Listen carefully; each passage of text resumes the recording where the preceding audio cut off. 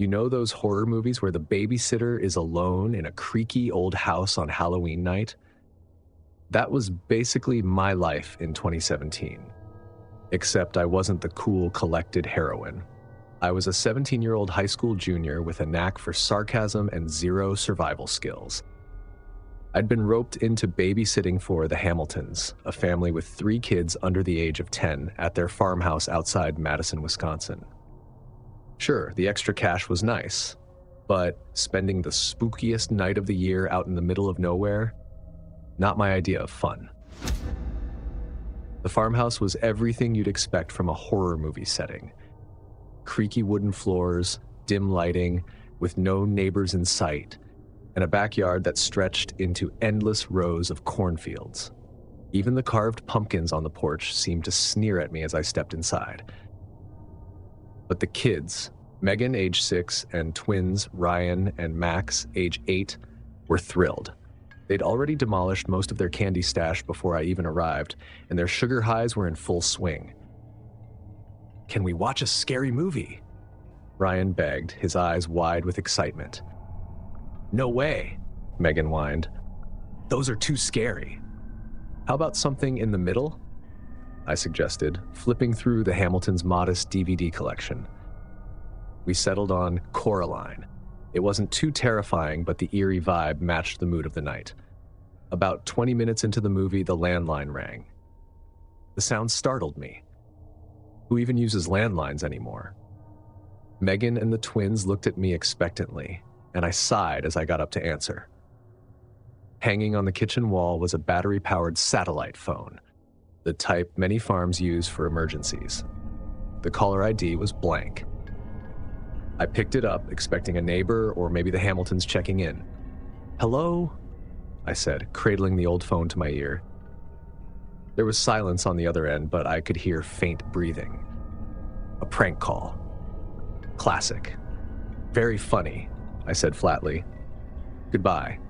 I hung up and returned to the couch, dismissing the call as some teenager messing around.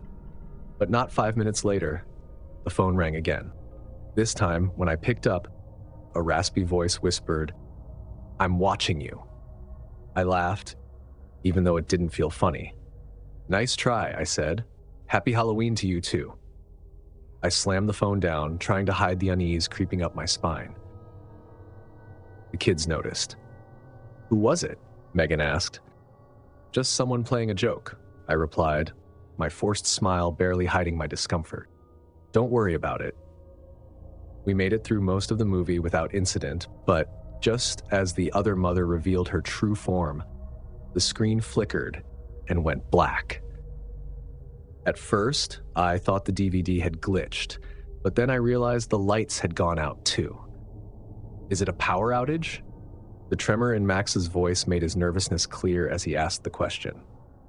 "Probably," I said, grabbing my phone to use as a flashlight.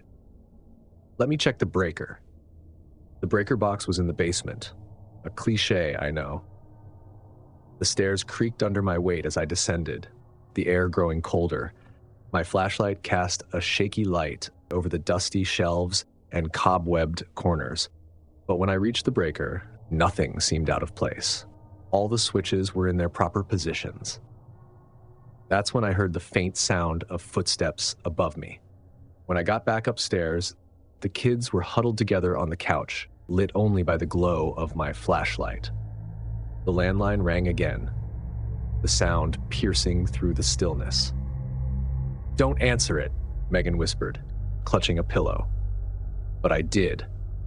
This time, the voice on the other end said, "You really shouldn't have gone downstairs." My heart froze. "Who is this?" I asked, my voice shaking. Click, the line went dead.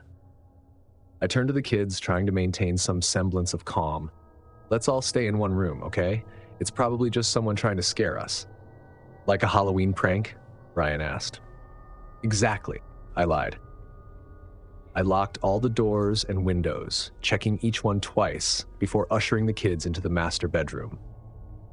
I told them it was a camping adventure and tried to make it fun, but the tension in the room was impossible to ignore. I propped a chair under the doorknob for good measure and sat on the bed. my phone in hand. I figured reading to the kids might help calm them down, but the books were in the living room. I told them to stay in the room, lock the door after I left, and only open it if they heard my voice. I headed downstairs, and that's when I noticed the muddy footprints.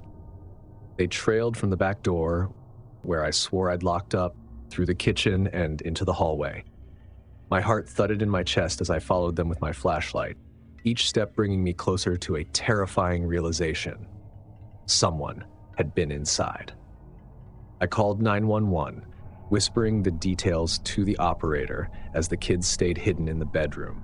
The dispatcher assured me that officers were on their way, but out here in the middle of nowhere, I knew it could take a while. Then I heard a low creak from the hallway. My flashlight flickered as I swung it toward the sound, but there was nothing there. I ran back to the bedroom and locked the door again. "The police are coming," I told the kids, trying to sound confident. "We just have to stay quiet and wait." But the faint sound of breathing just outside the door told me we didn't have much time. The door handle jiggled, and the kids froze like statues, their eyes wide with panic. I grabbed a lamp from the bedside table, ready to use it as a weapon. "Who's there?" I shouted, my voice cracking. The jiggling stopped. For a moment, all I could hear was the pounding of my pulse in my ears. "Let's stay here," I whispered to the kids. My mind raced with questions about who was out there and what they wanted. Suddenly, we heard footsteps moving in the room next to ours, the sound of drawers opening and closing. Whoever was out there was searching for something. The kids huddled close, their wide eyes fixed on me. I motioned for them to stay quiet, placing a finger to my lips. The quiet was so intense, my heart seemed impossibly loud. None of us moved, focused entirely on every sound around us. A loud crash startled us, a vase or picture frame shattering against the floor. The noise seemed to come from the hallway now, just outside our door. I looked at the chair leaning against the door handle, silently praying it would hold steady. I could only breathe again when I heard the sound of sirens in the distance, growing louder. Then we heard footsteps running. Quick, heavy thuds echoed down the hall, followed by the sound of a motorcycle engine. The sound grew louder and then faded into the night. Moments later, red and blue lights flashed through the windows, and a loud knock came at the front door. The police were here. I grabbed the kids and led them out of the room, our shaky legs moving us towards safety. The officers searched the house and the surrounding property. They didn't find the intruder, but they did find clear signs of forced entry. Muddy footprints leading from the living room window to the back door, drawers pulled open, and scattered items throughout the house. That night, as the kids and I sat with the officers recounting what had happened, I realized just how close we had come to something far worse. Whoever that person was, he had been inside the house, just feet away from us. The officers called the kids' parents, and they returned home as fast as they could, horrified to learn what had happened. They apologized profusely, but I couldn't bring myself to stay for the rest of the night. As I drove home, the adrenaline slowly wore off, leaving me exhausted and shaken. That night changed the way I saw the world. Halloween used to be my favorite holiday, a time for fun and harmless scares. I've learned to take every strange call, every unfamiliar sound, seriously. And I've learned that sometimes the scariest monsters aren't the ones in movies or books, they're the ones standing right outside your door.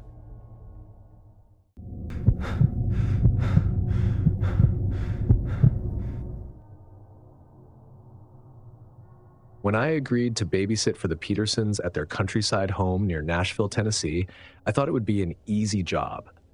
They had one toddler, a cheerful little girl named Lily, and a dog named Rufus, a massive, protective German shepherd with soft brown eyes and a tail that wagged like a metronome. As an animal lover, I was more excited to hang out with Rufus than anything else. The house was rustic but beautiful, surrounded by tall trees that looked like they belonged in a painting. The crisp fall air smelled of pine and damp leaves, and the sound of crickets filled the evening. Mrs. Peterson gave me a quick tour, pointing out the security system, the rooms, and Lily's bedtime routine. "Rufus will keep an eye out," she said, ruffling his fur. "He's a great guard dog." I smiled, scratching behind his ears. I feel safer already. Once the Petersons left, the house fell into a comfortable silence. Lily was a dream, easily entertained by her favorite stuffed bunny and bedtime stories. By 8:30, she was tucked into bed, snoring softly. I settled on the couch to watch a movie, Rufus lying at my feet. The living room was warm, thanks to the crackling fireplace. Outside, the woods were dark, the kind of pitch black you only find far from city lights. As I sipped my tea, Rufus suddenly perked up. His ears stood straight, and his body tensed. "What is it, boy?" I asked. Rufus let out a low growl, his eyes fixed on the sliding glass door that led to the backyard. I followed his gaze but saw nothing, just the outline of trees swaying in the wind. "It's probably just a raccoon," I said, more to myself than to him. But Rufus didn't relax. He stayed by the door, growling softly, his fur bristling. The first hour passed uneventfully, but Rufus remained on edge. Every so often, he would growl or bark sharply, his eyes darting to the windows or the backyard. I wanted to believe he was just being overly cautious, but a knot of unease began to form in my stomach. Then, while checking the kitchen for a late-night snack, I noticed something odd. The sliding door's glass pane had smudges near the bottom, like someone had pressed their hands against it. I stopped in my tracks, leaning closer. The smudges were faint, but they were there, and beneath the doorframe in the dirt outside were faint footprints. They were too big to belong to a child. My throat tightened as I backed away from the door. "It's fine. Probably just someone passing through earlier." But Rufus's growl said otherwise. I locked the sliding door. Rufus followed me closely as I moved through the house, making sure all the doors and windows were secure. By the time I sat back down, my nerves were frayed, and my tea had gone cold. Just then, there was a soft knock. It wasn't the front door. It was the living room window. My heart jumped into my throat. I turned toward the sound, my pulse pounding in my ears. Rufus was already at the window, barking ferociously. His teeth bared, his claws scraped against the wooden floor as he tried to lunge toward the glass. I couldn't see anything outside. The porch light only illuminated a small patch of ground near the front steps. I grabbed my phone and dialed Mrs. Peterson's number, but it went straight to voicemail. Next, I tried the police. The operator assured me that someone would be sent to check the property, but they were 20 minutes away at best. "Great," I muttered, looking at Rufus. "We're on our own." The knocking stopped, but the tension in the house was palpable. Rufus refused to leave the window, his growls resonating like a warning. I decided to check on Lily, just to make sure she was still asleep. I climbed the stairs as quietly as possible, peeking into her room. She was fine, snuggled under her blankets with her bunny. But as I turned to leave, I caught a flicker of movement through her window. The backyard. I stepped closer, keeping the lights off to avoid being seen. There, near the tree line, was a shadow. It moved slowly, weaving between the trees before stopping at the edge of the yard. The figure was tall and with something glinting in its hand. A flashlight? A knife? I couldn't tell. I ran back downstairs, my mind racing. Rufus was still at the window, barking louder than ever. I crouched beside him, whispering, "Okay, buddy, what's the plan?" As if on cue, Rufus darted toward the back door, barking furiously. I followed, my heart hammering. Through the glass door, I saw the figure approaching the house. I grabbed the nearest thing I could find, a heavy wooden broom, and braced myself. Rufus was growling so loudly it echoed through the kitchen. The figure stopped, his hood hid any trace of his identity. Rufus lunged at the door, barking so violently that it startled the intruder. He stumbled back, his flashlight clattering to the ground. Moments later, the sound of sirens cut through the night. Blue and red lights flashed through the windows as a patrol car pulled into the driveway. The intruder bolted toward the woods, disappearing into the darkness. I opened the door for the officers, my hands shaking. Rufus stayed by my side, his posture still protective. The officers searched the property, but found no sign of the intruder. The only thing they did find was the flashlight the intruder had dropped. Mrs. Peterson returned home shortly after the police left. I told her everything, from Rufus's warnings to the shadow in the backyard. She hugged me tightly. "Rufus saved us," I said, scratching his ears. He wagged his tail, his eyes calm now that the danger had passed. I've always loved animals, but Rufus wasn't just a pet. He was a guardian, and I'll always be grateful for his instincts. Locks and alarms are great, but nothing beats the intuition and devotion of a loyal four-legged friend.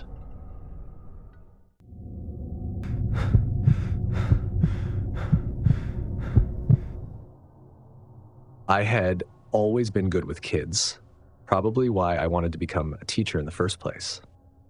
So when my mom's friend Mrs. Kelly asked if I could babysit her 5-year-old son Charlie on a quiet spring evening in 2018, I said yes without hesitation. In a quaint town in upstate New York, their home was the picture of coziness, the kind of place that felt like a big hug. I went into it thinking it'd be a walk in the park. I couldn't be more wrong. Charlie was a quiet kid, but not in a shy way, more like he was lost in his own little world. When I arrived, he was sitting cross-legged on the living room rug, carefully arranging toy cars into a perfect line. Mrs. Kelly gave me the usual rundown. Bedtime was at 8:30, snacks were in the fridge, and the emergency contacts were on the fridge door. Easy enough. "Charlie's been talking about his friend lately," she added with a chuckle. "Just so you know, it's probably some imaginary buddy. He's very creative." That was okay. Imaginary friends were normal for kids his age. If anything, it sounded adorable. After Mrs. Kelly left, I tried to strike up a conversation with Charlie, but he wasn't very chatty. He answered my questions with single words or nods, his focus never straying from his toys. Eventually, I gave up and settled onto the couch with a book. The house was peaceful, with the faint sound of birds outside and the golden light of sunset streaming through the windows. It wasn't until Charlie started whispering to himself that I paid attention. At first, I thought he was humming or mumbling nonsense, but then I caught a few words. "Yes, Grandpa, I'll show her." "Who are you talking to, bud?" I asked, setting down my book. He looked up at me with a serious expression. "Grandpa." "Oh," I said, smiling. "Is Grandpa your friend?" Charlie shook his head. "He's my real grandpa. He comes to visit." That gave me pause. I knew the Kellys well enough to know that Charlie's grandparents weren't around. They'd passed away years ago. Maybe he'd overheard stories about them and built this imaginary version in his head. "What's Grandpa like?" I asked, curious. "He stands by the tree in the backyard," Charlie said matter-of-factly. "He has a watch that goes tick-tick-tick, and he rocks in his chair." The way he described it was so specific, so vivid, that it sent a tiny shiver of unease through me. I looked toward the backyard, but all I saw were the bare branches of the big tree swaying in the breeze. As the evening wore on, I couldn't shake the odd feeling Charlie's words had given me. He wasn't the type of kid to make up elaborate stories, and the details about the watch and the rocking chair felt strangely personal. After dinner, we played with blocks in the living room. Charlie kept looking toward the sliding glass doors that led to the backyard. I asked him if he wanted to play outside, but he shook his head quickly. "He doesn't like it when I go out there," he said softly. "Who doesn't?" I asked, even though I already knew the answer. "Grandpa?"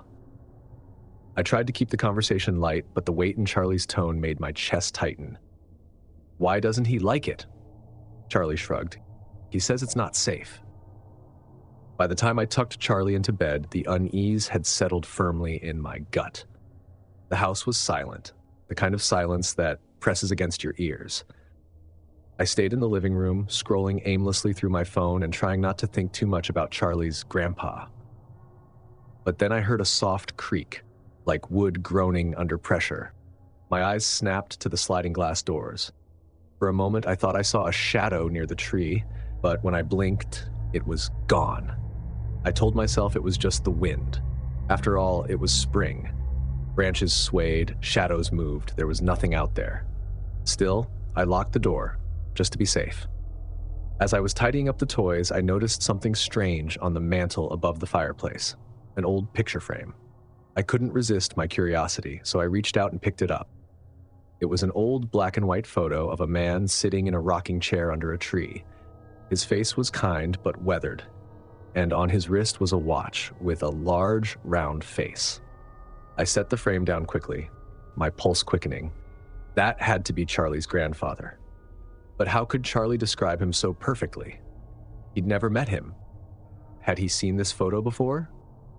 Maybe Mrs. Kelly had told him stories about her father, but even that didn't explain the eerie accuracy of Charlie's descriptions. Later that night, as I lay on the couch with a blanket draped over me, I heard something that made the hairs on my arms stand straight. The sound of a child's voice. "Grandpa, why are you sad?" My heart leapt as I sat up, trying to listen. The voice was coming from Charlie's room. I grabbed my phone and tiptoed down the hall, the floorboards creaking beneath my feet. I paused outside his door. "I miss you too," Charlie said softly, "but she doesn't believe me." I pushed the door open. Charlie was sitting up in bed. He looked at me, startled. "Who were you talking to?" I asked. "Grandpa," he whispered. "There's no one here, Charlie," I said gently. "It's just us." He pointed toward the window. He was standing right there. The next morning, Mrs. Kelly returned. Her cheerful attitude felt completely out of place after my unsettling night. As I helped her carry groceries inside, I took a moment to think before asking, "Can I ask you something about Charlie?"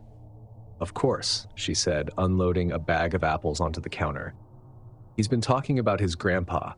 He says he sees him by the tree in the backyard. Is that normal?" Mrs. Kelly froze, her smile fading. "What do you mean?" I told her everything. Charlie's descriptions, the conversations, the picture on the mantel. Her face grew pale as I spoke. "My father passed away a few weeks ago," she said quietly. "Charlie doesn't know that. We didn't want to upset him." A shiver coursed through me, but he described him perfectly. The watch, the rocking chair. Mrs. Kelly nodded, her hands trembling as she gripped the counter. "Those were my father's favorite things. He used to sit under that tree for hours, just rocking and tinkering with that old watch." I didn't know what to say. Was Charlie really seeing his grandfather's spirit, or was it just his way of processing grief, even if he didn't know the full story? As I drove home, I couldn't stop thinking about the man in the photo and the way Charlie had spoken to the empty air with such conviction. I'd always thought of myself as a rational person, but that night had left me questioning everything. Even now, when I think about that cozy little house and the tree in the backyard, I wonder, was Charlie just a creative kid with an active imagination? Or was there something or someone watching over him, trying to make a connection one last time? Whatever the truth, I learned that some things are beyond explanation, and sometimes you don't need to understand them to know they're real.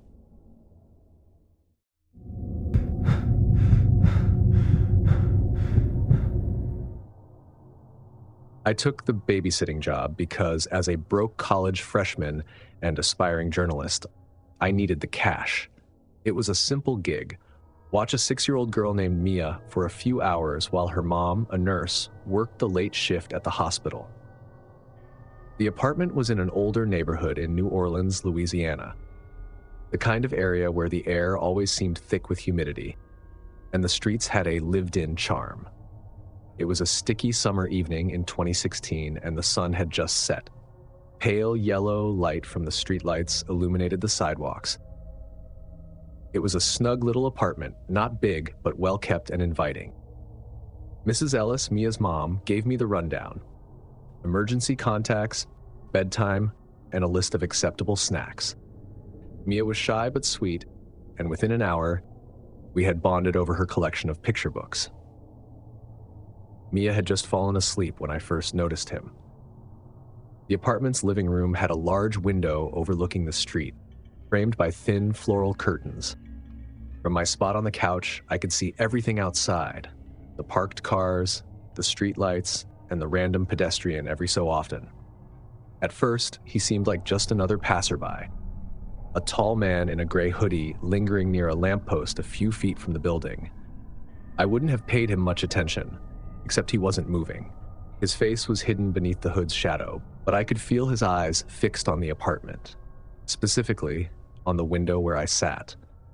I reasoned that he could just be waiting for someone or taking a break, but something about the way he stood there, so still, made my skin crawl. I pulled the curtain shut and turned my attention back to my book, though my focus was already fractured. An hour passed and the man was still there. I peeked through the curtain, hoping he'd moved on, but no. He was now leaning against the lamppost, his hood still pulled low. The street was mostly empty, and his presence felt increasingly out of place. I almost called Mrs. Ellis, but decided not to. I didn't want to seem paranoid. Instead, I made a mental note to check the locks and look toward Mia's room to make sure she was still sound asleep. As I moved around the apartment, I felt an unsettling sense of being watched, even with the curtains drawn. By 10 p.m., the man had disappeared, or so I thought. I was rinsing a bowl in the kitchen sink when I heard it. A knock. It wasn't coming from the front door, it was coming from the living room window. Every muscle in my body tensed as I walked toward the sound. The curtains were still drawn, but the knocking came again. Hello? No response. I slowly pulled the curtain back an inch, my breath catching in my throat. He was standing just outside the window, inches from the glass, his hood still up. His face was shadowed, but I could make out his jawline and the faint glint of his eyes. I let the curtain fall back and stumbled away, my chest tight with the thudding of my heart. I grabbed my phone and dialed 911, my hands shaking. The operator's calm voice was almost surreal against my panic. "There's a man outside the apartment," I whispered, afraid he might hear me. "He's been watching for hours, and now he's knocking on the window." The operator assured me that an officer was on the way and instructed me to stay inside and lock all the doors. Sitting in the living room, I kept an alert ear out for Mia, ready to jump if needed. I'd already double-checked the locks and drawn the curtains. But then, faintly, I heard the subtle jiggle of the doorknob. My heart skipped a beat. I stared at the door, willing myself to believe it was just the wind or a loose hinge. But then it came again, deliberate and testing. The man was trying to get in. I felt panic rising, but I managed to keep my mouth shut. Grabbing the heaviest thing within reach, a decorative vase from the shelf, I positioned myself between the door and the hallway that led to Mia's bedroom. My hands trembled, but I held the vase tight, keeping my eyes locked on the door. The jiggling stopped, and for a second I dared to hope that whoever it was had given up. Then I heard the unmistakable creak of footsteps outside, moving along the side of the building. He was circling, looking for another way in. I barely breathed as I listened to each step. The curtains were drawn, but the thin fabric didn't feel like enough. My mind raced through every scenario, every escape plan. The only thing between us and him was time. And then, the footsteps stopped. A sickening silence filled the air. A sharp tap on the window shattered the stillness. I turned slowly toward the sound, my stomach twisting. A shadow moved just beyond the curtain, barely visible in the weak light of the street lamp. He was there, inches away, separated from me only by glass and fabric. I couldn't see his face, but I didn't need to. The way he stood there and that purposeful pause made it obvious. This wasn't random. He was waiting, watching, and savoring my fear. I wanted to call out, to scream, but I couldn't risk waking Mia. She was just a few feet away, asleep in her tiny bed, blissfully unaware of the danger outside. I had to protect her. Then, in the distance, I heard it, the faint wail of sirens. The man must have heard them too, because his shadow shifted and then disappeared into the night. I didn't dare move until the flashing blue and red lights lit up the room. A knock at the door made me jump, but when I peeked through the peephole, I saw 2 uniformed officers. "He's gone," I whispered to one of them after unlocking the door and letting them in. My voice felt foreign, shaky, and distant. He tried to get in, then circled to the windows. They inspected the apartment while I explained everything. Outside, they found footprints by the window and faint scratch marks on the door. "We'll keep an eye on the area," one officer reassured me, but his words felt meaningless. The man was gone, and with him, any chance of answers. When Mrs. Ellis came home, I told her everything, every detail I could remember. She hugged Mia tightly and promised me she'd install security cameras the very next day. She apologized over and over, but I knew it wasn't her fault. Still, I never babysat for her again. I couldn't bring myself to return to that apartment, not after that night. Years later, I still can't shake the memory of those moments. I'll catch myself looking at windows, checking locks more than once, or scanning the streets for any sign of a figure that lingers just a little too long. The truth is, the scariest monsters aren't hiding under your bed. They're out there, standing silently in the shadows, waiting for you to notice them. And once you do, it's impossible to forget. If these babysitting nightmares gave you chills, don't forget to smash that like button and share this video with your bravest friends. Got your own spooky babysitting story? Drop it in the comments or email me. I'd love to feature your story. Make sure to subscribe and turn on notifications so you're the first to catch our next spine-tingling upload. And remember, babysitting isn't just about watching the kids, it's about watching your back. Stay safe, thanks for watching, and I'll see you in the next nightmare.